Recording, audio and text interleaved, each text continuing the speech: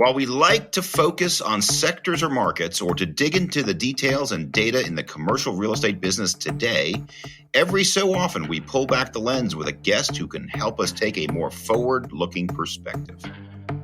On this episode, a global strategist for one of the largest financial institutions on the planet helps turn our focus towards megatrends and the major economic and other forces that are shaping the future. Everything is happening here and now. And I think that's probably one of the things that investors needs to understand, that when they are focusing on their daily lives, they are missing the big picture. That's Haim Israel, a managing director and global strategist at Bank of America. A native of Jerusalem, he joined the Bank of America organization roughly 18 years ago before the great financial crisis. So he worked through a world-shaking event or two in his career. Today, he leads a thematic investing research team, keeping an eye on major trends and the future. Coming up, demographics and technology, ESG and the pandemic, the micro versus the macro, and whether there is even a difference between short-term and long-term thinking anymore. Global strategist Haim Israel with ideas to challenge your worldview. Megatrends. I'm Spencer Levy, and that's right now on the Weekly Take.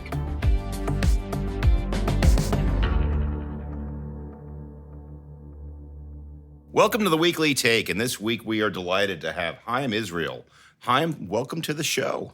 Thank you very much. It's a pleasure to be here. We're delighted to have you, Haim. So for the benefit of our listeners, please define what a global strategist is at Bank of America. Global strategy is a position that try to look at the world, try to look at the big picture and see how the world's going to develop.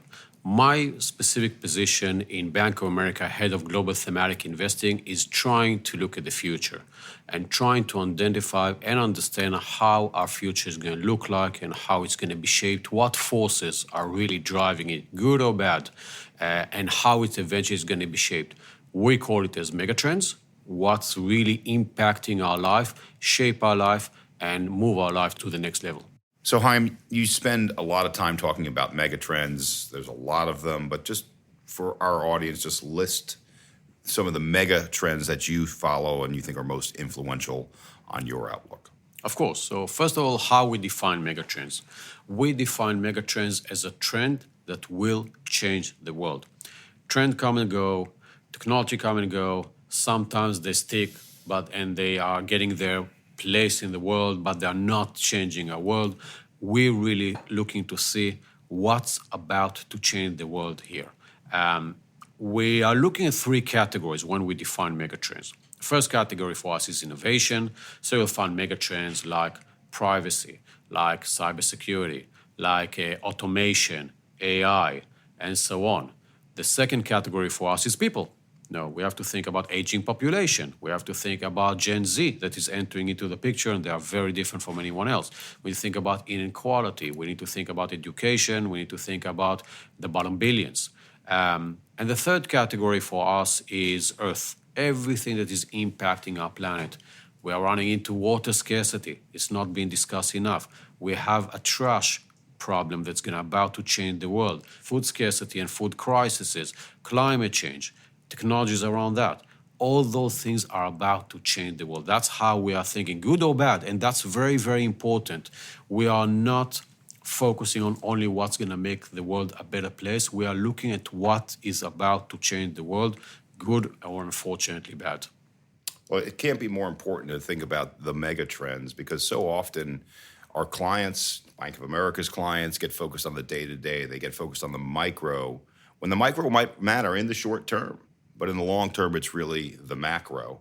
And so talking about that short term versus long term, that's one of the themes in some of the pieces that you've put together, Haim. Tell us about that. Our approach in Bank of America, my approach, is that there's just no differentiation anymore. And I think that's a mistake that a lot of investors are doing. They are trying to differentiate the short term and the long term. And I keep asking myself one question. When we're approaching thematic investing, when does the short term ends and the long term begins? we don't get it yet. Things are happening faster and faster. Mega trends and themes are realizing faster and faster, and we live in what we call a tech-acceleration era. Things are just moving faster and faster. So what's the differentiation between short-term and long-term? Week, month, year? Let's think about it. 2 years ago, we've been all quarantined. The world stopped. Never, ever happened in history that 85% of the planet was shut down. Never. No in pandemics, world wars, never. 2 years ago, we can't even remember that. That shows you there's just no short-term and long-term anymore. So, yes, my definition is more long-term, but there's just no long-term and short-term anymore. Everything is happening here and now. And I think that's probably one of the things that investors needs to understand, that when they are focusing on their daily lives, they are missing the big picture. CBRE is the largest real estate services company in the world. And so I try to put everything eventually into a real estate box. And so the real estate box I might put the pandemic into is, what's the implication for the long-term demand for life sciences research and real estate, right? That is a practical implication of it. And from our point of view, it's obviously accelerated.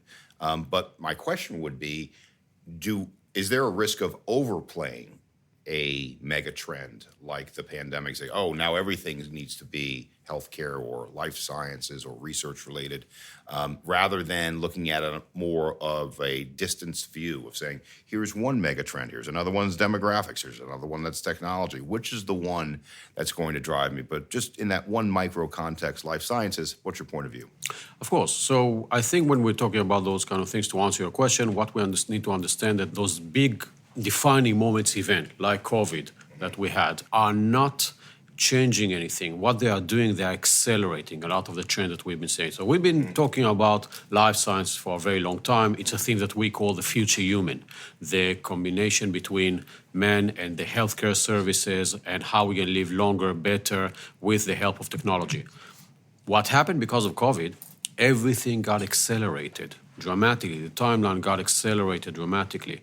This tech acceleration that I talked before that, we are moving much more online, the work is hybrid, is changing, and so on. We had a timeline before COVID. What happened because COVID? Nothing have changed, but the timeline have been brought forward. So what we've seen, that those defining moments are actually like tectonic shifts that accelerate a lot of the trends. They are not changing anything. They're actually reinforcing a lot of the stuff that we've said is going to happen.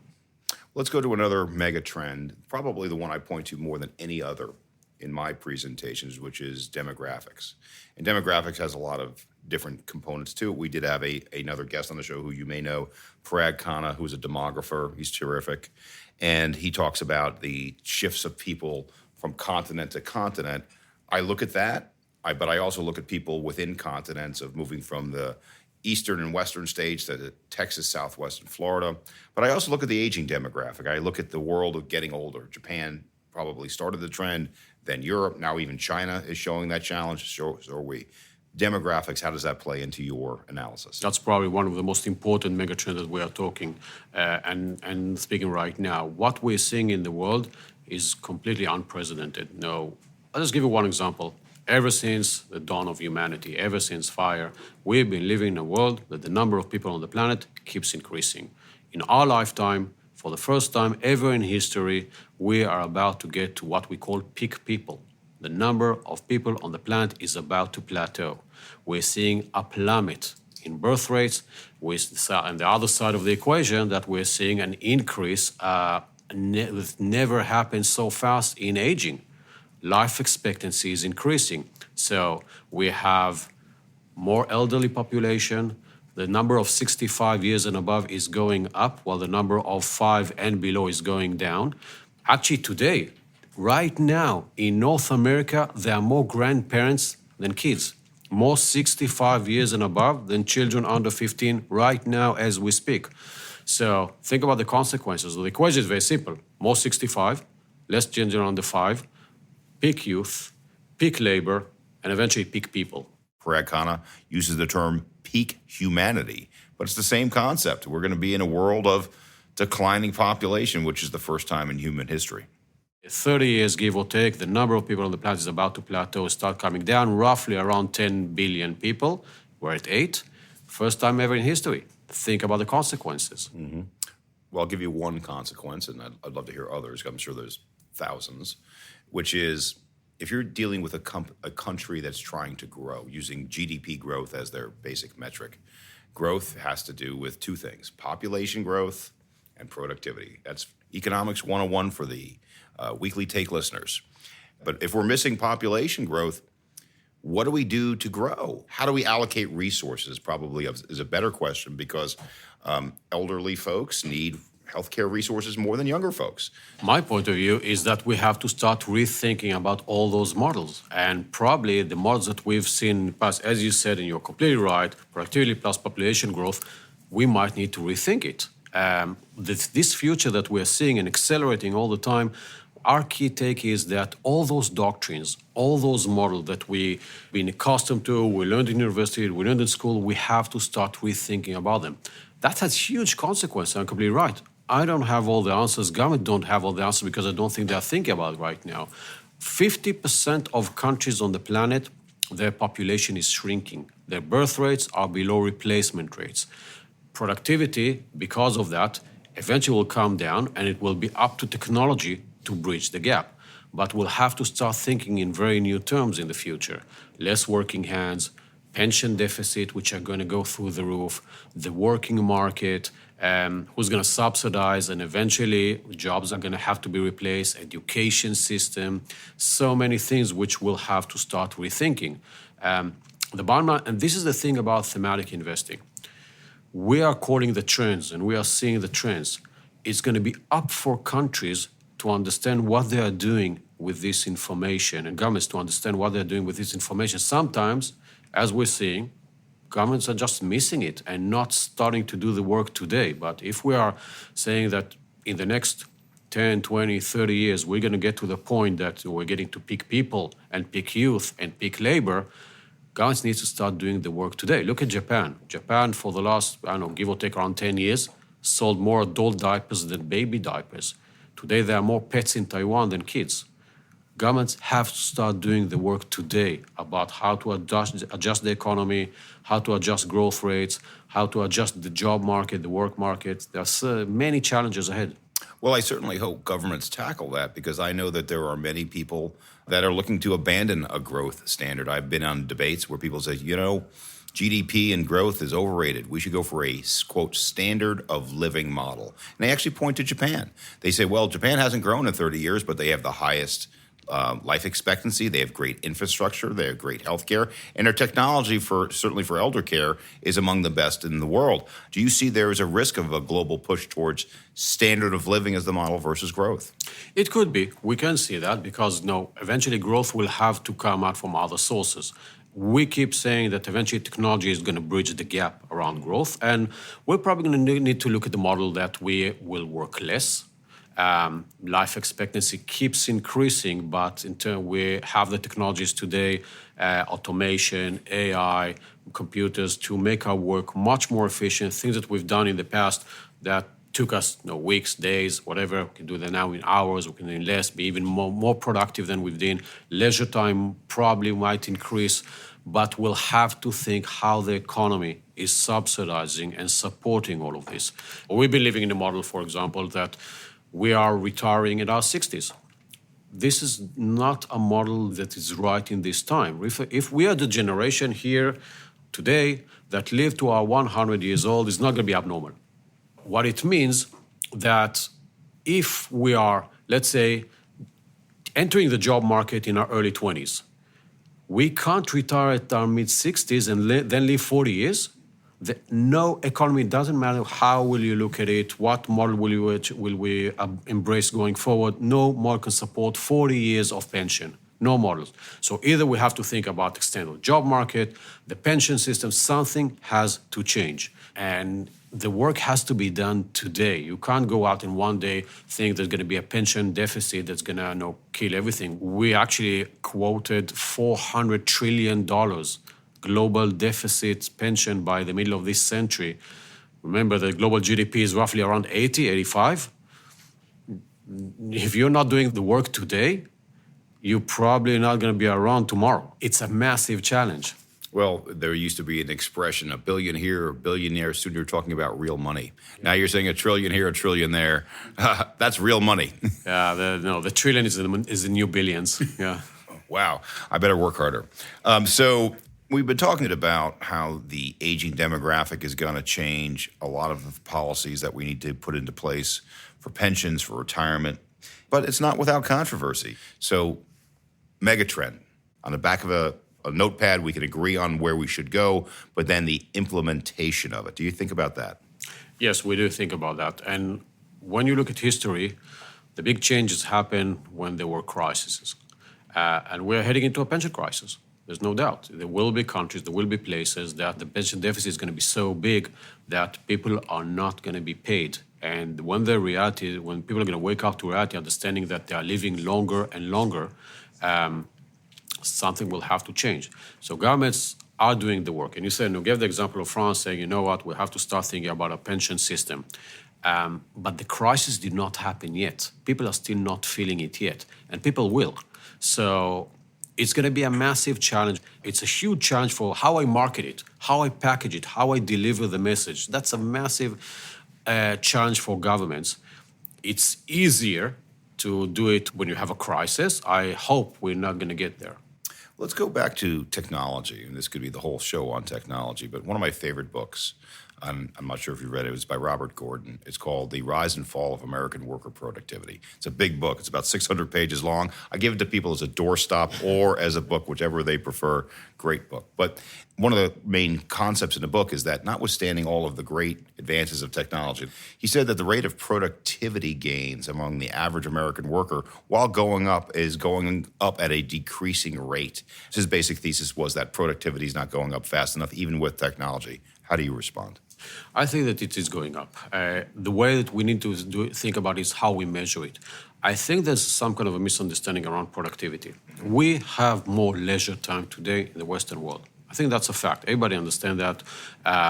This model is about working 24/7, sleeping on our desk during the weekends. Those are things that we're seeing less and less. We have more leisure time. Is leisure part of productivity? Yes or no? It's part of consumption trends, it's part of human health, it's part of a lot of other things which have not been measured up until now. The way that people have measured productivity up until now was how much output we are doing in work, how much input versus how much output, and we're doing the calculations. This is a productivity. I think that's wrong in the new world. We have to start thinking about, okay, this is our leisure time. Family time is productivity, yes or no? It's utility. It's utility. Probably it's utility. That's a great way to look at it. Mm-hmm. But I'm a big believer this is part of being more productive. I think that more leisure time and developing my own has huge psychological and healthcare consequences that eventually increase my own productivity. We have to start thinking in other terms. And that goes back to the beginning of our conversation about economics and about models that has to start changing. Now the world have moved to 5 days a week. Only like it was 15, 20 years ago, we worked 6 days a week. More discussions all over the world right now moving to 4 days a week. Did productivity go down? If you think about it, we went down 1 day of work, which is just do a very simple calculation, like roughly by 15, 20% decrease in our work, and productivity only went up. So now that there are discussions about going back to 4 days a week, I don't think the productivity is going to go down. I think the productivity will stay give or take as it is. Plus, you mentioned technology, we practically have the tools to do our work so much more productive. The other thing which I keep asking myself about productivity is whether me, you, all of us, we are being measured in the right way, meaning our abilities, are they productive enough? Well, let's bring it back once again to real estate. The return to office is still a question mark. And what you're suggesting, Haim, is that's not necessarily a bad thing, certainly from a productivity perspective. I think there might be some that might differ with you. And those that might differ with you, I'm aware that certain tech companies are saying that certain types of creative work have fallen off, certain types of innovation have fallen off because of that. What's your point of view? I think we have to take it with a grain of salt. I think the model about going back full-time to the office, as we've done before that, is somewhat changing. And we can allocate time to do stuff more efficiently in other ways. So the hybrid model is definitely taking off. I'm a big believer that you cannot just work from home. It's not working. You still need to have office space. You still need to be in the office at least part of the time. You need the communication with people. I think that's increased productivity dramatically. Brainstorming with people, social skills, everything around that is extremely important for every job. However, when I'm going to work, I'm thinking about other stuff which were not that productive. My personal experience. I live in Israel. When I'm in Israel, of course, I go to the office. I spend an hour and a half to each direction. 3 hours a day, go back and forth to the office. 3 hours. This could change. Those 3 hours, even if I just allocate 1 hour to work out of the two, and the 2 other to consume, to be with my family, to develop my leisure time, that is massive productivity gains, even for my work. I've just added 1 more hour of work.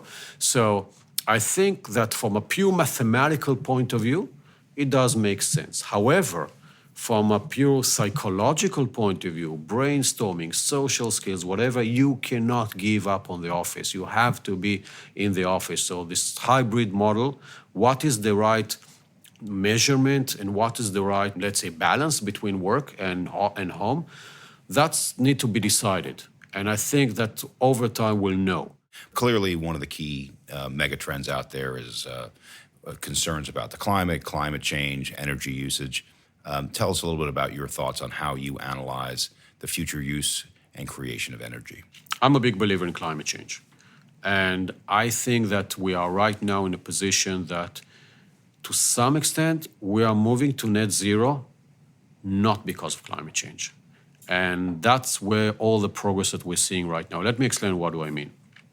For years and years, I was born into a world, I'm 50 years old, I was born into a world that discussions around climate change, global warming, no matter how you call it, was already happening, was already going on. So it's nothing new. It's been going on for decades and decades we knew. But I'm asking myself, we've achieved more progress in the last, give or take, a year than we did in 50 years.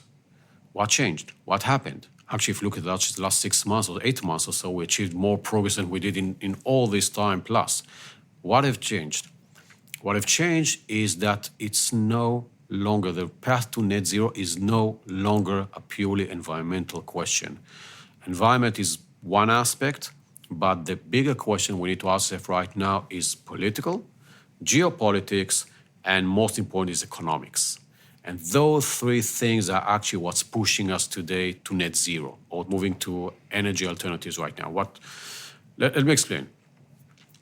If we learn something in the war in Ukraine, everything is a weapon. Food is a weapon, energy is a weapon, supply lines are weapons, everything could be weaponized. And if countries understood one thing, is that I cannot be rely on other sources of energy, that I cannot be self-supplied. I need to be resilient. I need to supply my own resources. Remember one thing, more than 80% of the planet is importing fossil and not exporting fossil. So 80% of the planet, slightly more than 80%, is actually at the mercy of other countries. So moving to alternative energy now has become a geopolitical and political interest. And alternative energy, I have to be clear, alternative energy does not necessarily say it's going to be clean energy. It includes other forms of energy that can be self-supplied. So if I can develop my own fossil resources, great. If I'm using, of course, renewable energy, wind, solar, and so on, batteries, storage, and so on. Another one, nuclear, hydrogen, whatever, I could be self-supplied. So there's a geopolitical interest. And then we're moving to the second element, which is actually the economic interest. And what we don't get right now is that we live in a world of inflation. We live in a world that everything, prices goes up, and the era of zero inflation is behind us. Today, to produce energy with renewable sources is cheaper than fossil. It depends on the country, it depends on technology, it depends on subsidies, it depends on many, many things. But on averagely speaking, it's roughly up to 25% cheaper to produce a unit of energy with renewable sources. And if since the 70s, oil prices are up, give or take 9 times, Renewable energy prices, elements, and technology went down 99.7% and now cheaper. So we have the economic interest to move to other forms of energy. And countries which are struggling with the cost of living and range from the people and everything have an interest to move to whatever's making me cheaper. So now you have a combination for the first time of a geopolitical interest, of an economic interest, plus an environmental interest to move to alternative energy. As long as the debate was purely environmental, we walked and we progressed so slowly. Now you're seeing the big move to alternative energy that makes me much more optimistic that we are actually on the path to net zero because it's no longer an environmental question. Now, Haim, you said something a moment ago that I'll paraphrase, that we are no longer in a world of low inflation. Let's talk about that. I don't necessarily agree with you. Inflation may be higher than the zero that we had. I can agree with that. But are we in a world with excess inflation moving forward? Let me rephrase. We are back to an era of inflation because that's the normality. What we had in the last 10 years is not normal. Zero inflation, massive stimulations, breach of all fiscal spending, and of course, negative interest rates. That was not the normality. We are back to normality. I do agree with you that overall, when I'm looking at the megatrends of the world, they are deflationary and not inflationary, but we have to look at timeline here, and that's extremely important. The first stage, that's actually going to be inflationary because part of the reasons that we spoke before that about climate and about investments and so on are very inflationary. We are seeing the world of countries starting to be more and more independent. The era of globalization is starting to shift. We are moving to a deglobalized world.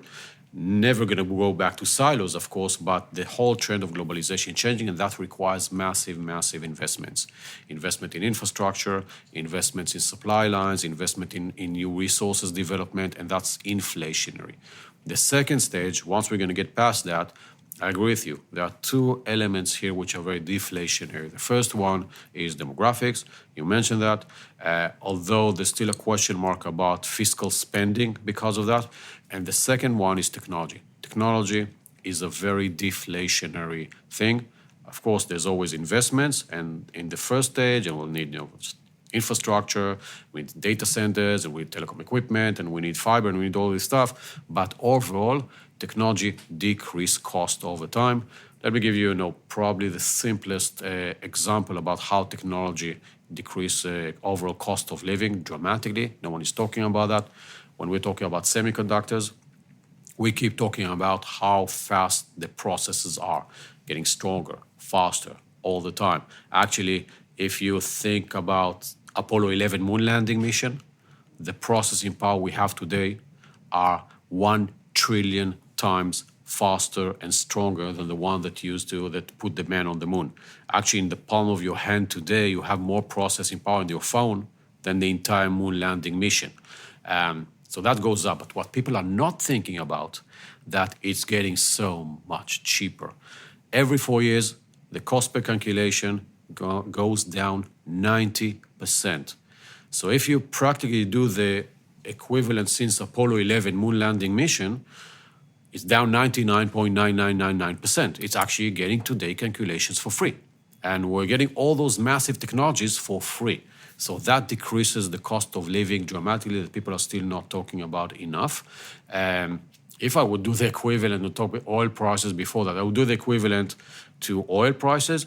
The equivalent will be that you are today fueling your car with 1 cent a gallon. That was the equivalent. So that is a massive, and everything is being technologized, right? Everything is going online. We're getting more and more online all the time. That decreases inflation over time. Well, before we get to some wrap-up questions, you're the global strategist for Bank of America. Any particular industries you might recommend to our listeners? Gee, this is what we're recommending to our clients. We live in a world of technology, so you can imagine that. We live in a world of everything that we set up until now, and you can take what eventually for the long term, what should win here. We live in a world of higher healthcare expenditures. Health tech will provide the question. We live in a world that where energy transition is happening faster and faster. So everything around that should benefit. We live in a world of more expenditures of infrastructure. So no, everything that we spoke up until now, it's very obvious to see how the world's going to shape.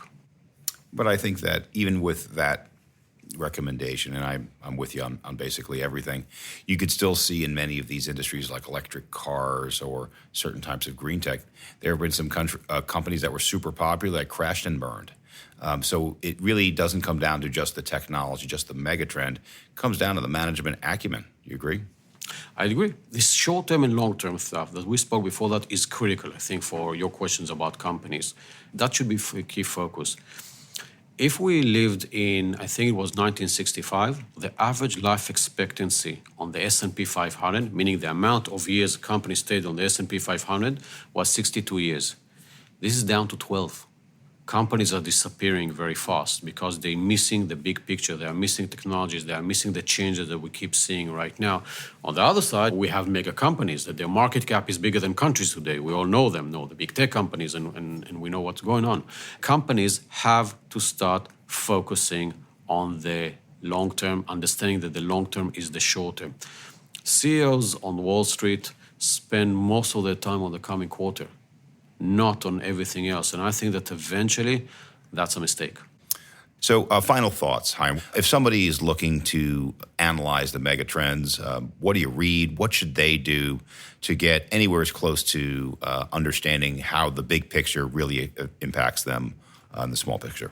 Sure. So the way that we work is we talk to everybody. Never, ever limit your source of information. Talk to governments, talk to companies, read whatever you can. Don't think that media channels are biased one way or another. Just listen to everybody. The way that I do it is I try to speak to as many people as I can in many industries, in many companies, many clients, governments, academics, everything around that. The amount of knowledge that is being missed here is just overwhelming. If you really want to understand what's going on in the world, never ever limit yourself to one channel of information. So let me dig into that. So back in the 1970s, there were 3 news channels, and it was Walter Cronkite and a few other folks that gave you all your news. And the world was a better place in some people's opinion. So are we in a better place today than when people got their sources from the same place? We have more. I think that, first of all, yes, we're in a better place. And I think that's probably one of the biggest mistakes that people are doing, that they are biased to a source of information X versus source of information Y. You need to listen. I'm a big believer you need to listen to everybody because you don't understand which kind of information you're going to get from who and what. We live in a world of fake news. We live in a world that a lot of the data is manipulated. We understand that actually fake news is being tweeted 5 times more than real news and growing more than 3 times faster than real news. But if you are not listening to everything and trying to understand, then be very critical and ask questions. I'm a big believer that you're never getting information as just as it is. You have to always be criticized about it. This is how you're getting your data. Maybe this is the way I've been raised and I've been in ICE for so many years that, everything has to be questioned again and again. But I found that if you're limiting yourself to one source of information, knowing some of the information is manipulated, knowing some information could be wrong, you're missing so much value. So read and listen and talk to everybody. Don't put on your blinders, whatever they may be. So on behalf of the Weekly Take, I want to thank Haim Israel, Global Strategist for Bank of America, talking with us about the big picture, the megatrends. Haim, great job. Thank you so much. It was a pleasure to be here. For more on our show, please visit our website, cbre.com/theweeklytake. And while we're thinking about the future, remember you can reach out to us with the Talk to Us button on our homepage, and on a future episode, we might just follow up on your feedback. And don't forget to share the show, as well as subscribe, rate, and review us wherever you listen. Our immediate future is filled with lots more informative, thought-provoking insights, including CBRE's U.S. Office Occupier Sentiment Survey and other thought leadership from around the world. For now, thanks for joining us. I'm Spencer Levy. Be smart, be safe, be well.